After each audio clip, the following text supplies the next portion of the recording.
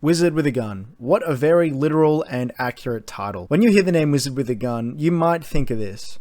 Good luck, Harry Potter. For example, Oculus Reparo. And although you might be right for doing so, personally, I think of this.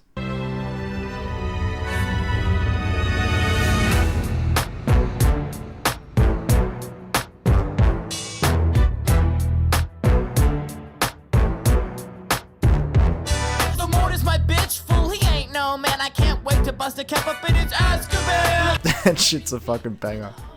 Anyway, Wizard with a Gun is a title that I've been pretty keen on for a while now. I remember seeing this trailer drop for it like last year, and so many things just hit right with me.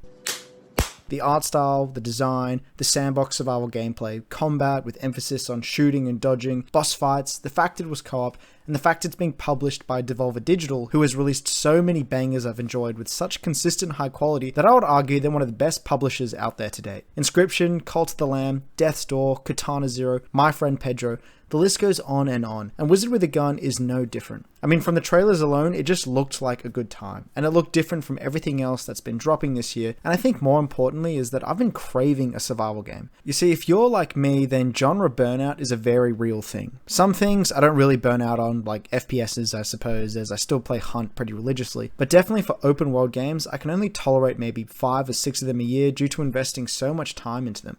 I mean, case in point, I tried playing Final Fantasy 16 earlier in the year right after I finished Hogwarts Legacy, and I saw that Final Fantasy 16 was like 50 hours long, and I just didn't have the energy for it. But for survival games in particular, I reckon the number of games I can tolerate per year is even less, maybe even like 3 to 4. I sunk so many hours into Valheim when it dropped, same with Terraria, and there hasn't really been many survival games dropping this year. I played Sons of the Forest earlier in the year, and that was an experience. It's rotten! Look!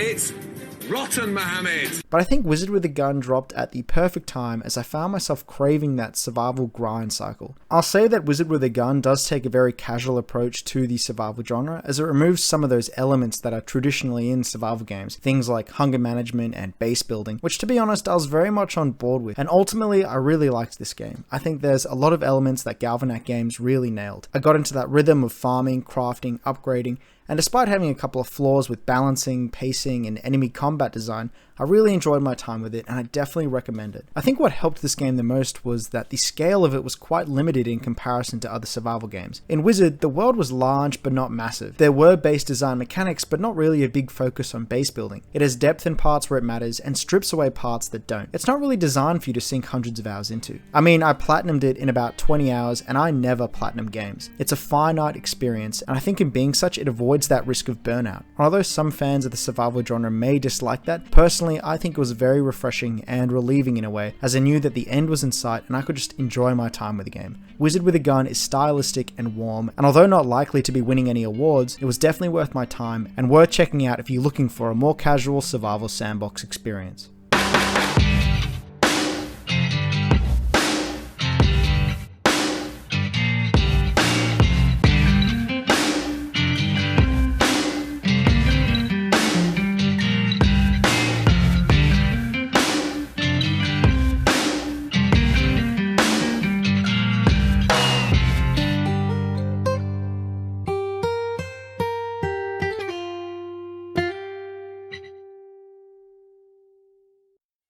As I said before, Wizard with a Gun is a sandbox survival game with procedural generation elements sprinkled in. The world has ended, and you, a wizard and the last of your kind, start at the end of it all, where Chaos, the evil entity that's responsible for this world's destruction, is essentially moments away from destroying the last of the world. In order to stop the world's destruction, you and up to one other player venture out into the world looking for these magical gears that allow you to turn back time until you get to the beginning of the end, whereby collecting all the gears in a single biome opens up the next biome, opening up more of the map and granting you new materials, of which will allow you to progress to higher leveled equipment and skills. It's a pretty cool premise, as essentially the further back in time you go, the more the world is restored. The gears that you need to collect in order to restore the world are held by a variety of elite enemies, with the final gear of each biome being held by a unique boss. As you're venturing out in the world, you have 5 minutes until the apocalypse begins and the end of the world starts, whereby all this chaos begins to spawn. The chaos gets increasingly harder the more you stick it out, as well as eating away the world, eventually forcing you to retreat back to the tower, which is your base of operations. You have the ability to increase this timer by killing the random chaos that spawns in the world as you roam around, or killing these elite chaos dudes that have a map marker. So that 5-minute timer is really like a soft timer, and killing chaos is what gives you Arcana, a currency that lets you level up your gear. Now in the tower is where the magic happens, excuse the pun. Here, using the materials you collected from your ventures out in the world allows you to unlock new spells, new crafting benches, change your outfits, and decorate if compelled to do so. And then when you're ready to head out again, you roll back time and the process repeats itself. Get more gears, resources, arcane tomes, and arcana, return to your tower, unlock, upgrade, repeat. It's that classic survival premise made unique by a few elements. The first is the art style and game design. First off, this game looks great. I love the pop-up art book aesthetic. It's like Paper Mario or Don't Starve Together. Everything is just so colorful and visually distinct from everything else with thick outlines. I love the character and enemy design, with each biome hosting its own set of distinct enemies, plants, and even building design. I mean, I don't need to explain to you how good this game looks. Just look at it. Visually, it looks awesome, which is a good thing considering how frequently you'll be returning to the locations when getting resources and gears. Another quick mention to the music in this game. Man, the music in this game just fucking slaps. These stringy guitar riffs definitely did nothing else but add to the style and aesthetic of the game, and definitely elevated the gameplay.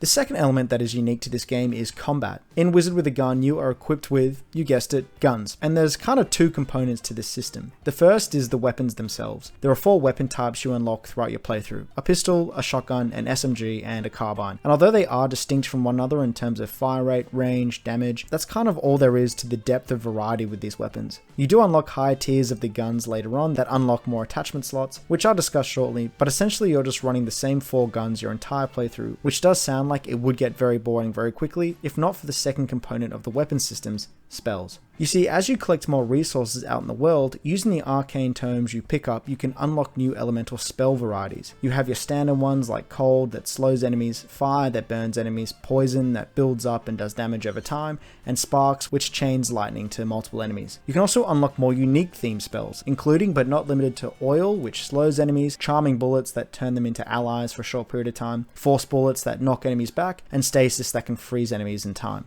Now, although these promote build variety in their own right, where this system really starts to find its depth is how these bullets interact with one another.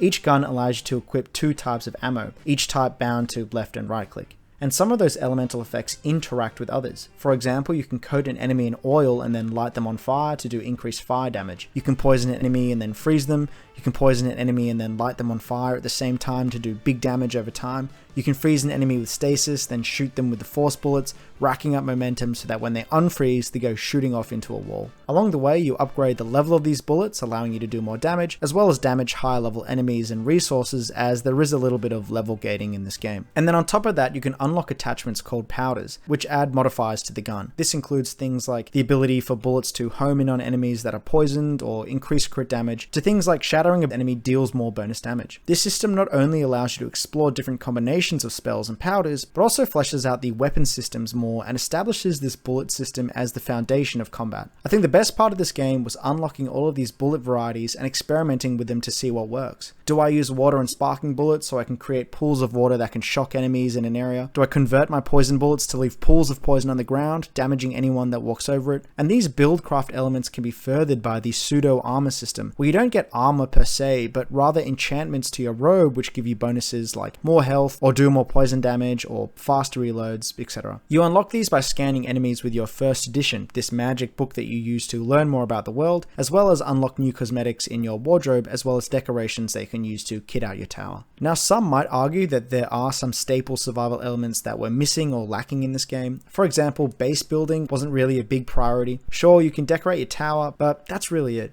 And personally, I liked that it was very simple. I didn't have to worry about building up a base to withstand the elements, or worry about enemies breaking into my base and stealing my stuff. I didn't have to worry about having a stable food source, or that my stamina slowly depleted if I didn't eat a certain type of food. Here in my tower, I could just dabble away at the forbidden arts and take my time. It was nice. But some might also argue that it left the game feeling a little shallow in some parts, which I can understand and say each to their own, but if you are a die-hard survivalist fan, then you might find this game a little lacking. Other features features of combat include a big emphasis on dodge rolling, with enemies telegraphing their attacks clearly and leaving plenty of time to dodge. Combat encounters I'll discuss a bit later, but yeah, I really enjoyed these systems. It was fun working out what worked well together and what didn't. It was fun leveling up gear with my mate as I played co-op, and you fall into that upgrade rhythm of survival games that satiated that survival craving I was having. Going out, collecting resources, upgrading gear, leveling up weapons felt tangible and impactful, and overall the bullet system really carried the game and added a level of variety to the combat that I think a lot of other survival games lack, which for this game is very much needed, as some of the other elements of this game aren't nearly as strong. I'll briefly touch on performance. Now, I did a full playthrough in co-op and about half a playthrough in solo. In solo, the game ran perfectly, no issues, except maybe there was something a bit off with the aiming on keyboard and mouse. I felt like the straight line cursor that follows your mouse lagged a bit behind the mouse crosshair, or it just wasn't entirely smooth. I don't know if that was just me or my eyes tricking me, or if it was something to do with the game slightly auto-aiming when your cursor passed over enemies. It bothered me a little bit at the start of the game, but I ultimately stopped noticing it by the end of the game. Co-op was a bit of a different experience. My mate lives in Brisbane and I in Sydney, and we consistently had this lag issue where every 10 minutes the game would routinely lag for about 3 seconds, and I'd get a pop-up saying my friend's connection was poor, but then it would just go away. And the weird thing was it would consistently happen every 10 minutes for our entire playthrough, and for some reason it made me lag as well, like it was somehow tied to the game's FPS, which was weird. And we've never had any lag or connection issues with any other game we've played together. We also did crash once towards the end of the game, but other than that, the game ran fine. Join a friend's game is super easy, setting up is super easy, it's great. Now, in terms of other survival and gameplay mechanics that I think could have been done a bit better, starting off the map and the gear system. When you reroll the world, the map procedurally generates with the size being dependent on how many biomes you've unlocked. Each time you spawn in, the map is grayed out, and you need to search around for this map reveal thing, which will reveal not only part of the map, but also where the gears are that you need to collect to progress to the next biome. At the start of the game, this wasn't so bad as the map was small, but as it expands out, you find yourself blindly wandering around trying to find this map marker, which will then reveal where the gear is that you need to get to, and it's always in a different spot, so it's just a lot of wasted time searching, which goes to slowing down the game a lot. In conjunction with this, you need to collect about 10 gears to progress to the next biome, and it goes off a tier system which determines how many gears will spawn in at a certain time. So at tier 1, 4 might spawn in, then at tier 2, 3 might spawn in, then tier 3, 2 might spawn in, and then you have to go get the final gear to fight the boss.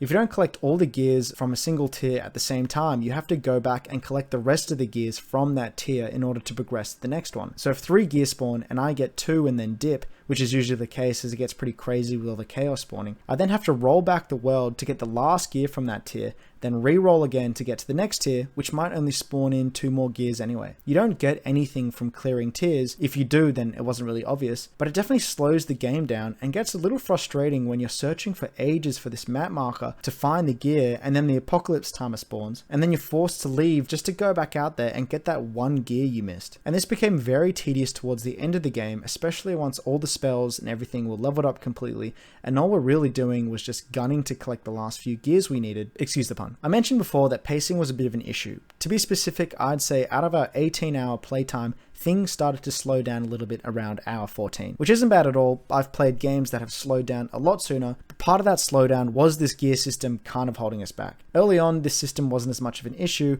as you're constantly going out anyway to get more resources, but towards the end, you're just overflowing with materials because you can't help but farm as you look for these gears. I feel like removing the tier system would be a way to solve this. It wouldn't have changed the game much, or even just limiting it so that 4 gears spawn each time, given that the map isn't super big. I think the most gears we ever had in one run was 4 before we got spooked off by the chaos spawning. And that timer system is partly in place to restrict the amount of time you can spend in the world anyway, so I don't think it would have changed much if they removed the gear limit, but alas. And as I said before, it only really started to slow things down in the late game, and that didn't stop me from enjoying it. I think what would have helped would be if the map locations were pinged on your map from the get-go, so you don't have to spend so much time wandering around looking for a map to point you in the direction of the gear that you need to get. I don't know, I feel like the map and gear aspects could have been done a bit better. And besides from visual design, enemies, and the types of materials you can find, nothing's really that different between each biome, other than what lives in there and what can be collected in those environments, which felt a little uninspired. Like, what if certain biomes prevented you from dodging, or maybe blinded you or something? Yeah, those biomes definitely lacked a bit of variety and identity other than what lives in it and how they're visually presented. Similar to pacing is balancing. I mean, in any game there will be a weapon that's more overpowered than the other, and in this case, some of the ammo types definitely felt stronger stronger than others, particularly when comboed. I mean, the real cheese occurred when we discovered the drill shatter ability, whereby if you freeze an enemy and then break the freeze, it deals bonus damage based on your bullet's base damage. So we would freeze an enemy, then we swap to our shotguns with the lightning bullet that was just super high damage and had all these crit powders applied and the shatter powder, and we would just clap the cheeks of those sand people. Am I allowed to say that? It was hilarious, and I think that one time my game crashed was because of exploiting that cheese, but it also made dealing with elites very easy towards the end of the game. But in saying that, as you leveled up all the bullet types, they all pretty much became overpowered anyway, and it was nice feeling yourself doing more damage and the game getting a little easier. You know, you felt that power increase. Leveling up gear was meaningful, even beyond just matching the same level as the enemies you were facing. But even without these power spikes, the game felt pretty easy throughout the entire playthrough. I mean, some enemies you couldn't fight because you were level gated, but it was easy to maneuver around them, and I think a lot of this comes from the enemy combat design. Although differing aesthetically, each enemy really had the same 3 set of attacks. They have this dash move whereby an enemy will lunge at you, they have this ranged attack, and later on enemies start to throw bombs at you. Those 3 attacks were pretty much consistent across all enemies, and given how clearly telegraphed they were, it made it very easy to dodge. I think the few times I died were at the hands of either the map falling away during the apocalypse and getting cornered by the chaos creatures, or in the clusterfuck that is the desert biome, where it seems like the ad spawn rate is like 10 times higher than all the other biomes. This was perhaps a bit too chaotic and definitely felt ramped up compared to the rest of the game. And the bosses are no different in terms of combat design. Again, although visually very distinct, there wasn't really anything that set them apart other than their aesthetics. I think the second boss was my favorite, as she did this charge up minigun spray attack like the bird in Enter the Gungeon, which gave the game kind of like a bullet hell vibe that I was very much digging. But I think we died to that first boss once due to being underleveled, and then we didn't die to a single boss since. The boss fights were still fun, and besides the crafting and upgrading loop, I think the boss fights were the thing to play for. But I think much like Cult of the Lamb, the best parts of the game were the stuff aside from combat. The exploring, the base management, and although that doesn't translate to Wizard with a Gun, I think the best parts of this game were that gathering, upgrading, and leveling up cycle. I think just more enemy attack variations would have been good, you know, more mechanical variety. I mean, for example, and although a bit cliche, having 2 bosses fighting you at once could have been fun. And I'd go as far to say that some of the elite bosses posed more of a challenge than the biome bosses. Look, overall, the combat was good. It kept you engaged enough to push you through to the end of the game, and it was engaging trying out these new combinations of bullets and seeing what works and what doesn't. And given that the game was relatively short for a survival game, it didn't feel as grindy as other survival games out there. But I think in terms of enemy mechanics, along with the gear system that could have been fleshed out a bit more, I think they held this game back from being as great as it could have been. Look, ultimately, this game is a good time, and in the context of what I was saying at the start of the video regarding genre burnout, I think this game kind of avoids that given its limited scope. As I said before, it's finite. You don't need to spend tens of hours working through it, and I think it's perfect if you're craving that survival gameplay loop and don't want to invest tens of hours into a survival game. As a result, if you're a big survivalist fan, particularly for hardcore survival games, I think you'll find this game a bit lacking in more than one capacity. But for me, someone who was in the mood for a casual survival game, this game ticked a lot of boxes for me and scratched that survivalist itch I had. You get in the groove of that survival cycle, and paired with great visuals, awesome music, a bullet system that provides a good amount of depth and a decent playthrough time, despite its flaws, I really enjoyed this game. And if it looks like a game you might enjoy based off these elements, then odds are you will enjoy it. And I recommend that you check it out. Bye, have a great time.